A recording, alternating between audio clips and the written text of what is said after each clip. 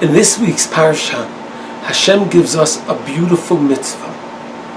The mitzvah goes as follows: and you shall do what is straight and good in the eyes of Hashem.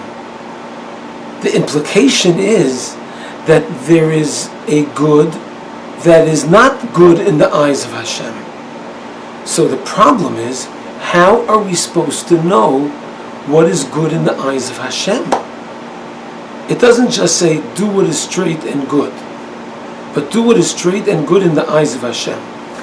So the Ramban, the great commentary Nachmanides, explains from where are we supposed to know, and he says that all the mitzvos of the Torah are there not only to tell us what to do in those given circumstances, but they're there to teach us how to behave in similar circumstances that are not specifically addressed by the Torah.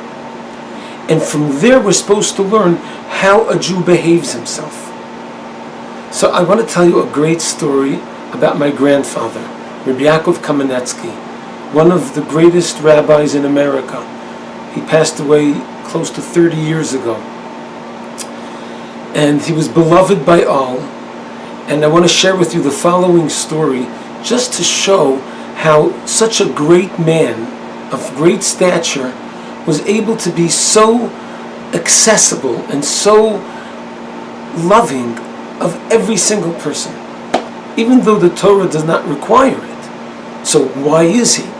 The story goes as follows. I have a cousin, also a grandson of my grandfather, and my cousin's name is Rabbi Tzvi Kamenetsky, who was a rabbi at the time in Chicago. One of his congregants was in Florida on vacation, and he called the hotel in Florida and said, "Is Mr. Cohn there?" And the receptionist said, "Actually, Mr. Cohn just stepped out. If you'd like, you could leave a message and I'll pass it on to him." So my cousin says, "Well, tell Mr. Cohn that Rabbi Kamenetsky called."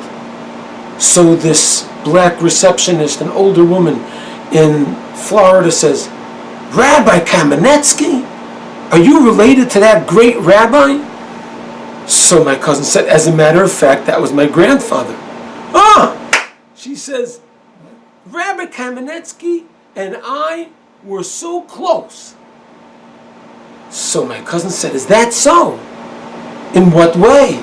He says, "Well, I was the receptionist back in those days also. And whenever your grandfather came in, he would come over to me and say, 'How are you? How's the family?' He really cared about me." And that's how I know that we were very close. So here was a person of great stature going over to a young black receptionist, wishing her greetings. He made her feel so close to him. The Torah doesn't say you need to do that, but he understood from the mitzvos of the Torah how we're supposed to behave in other circumstances, and he extended that and applied it to everyone. Have a wonderful Shabbos.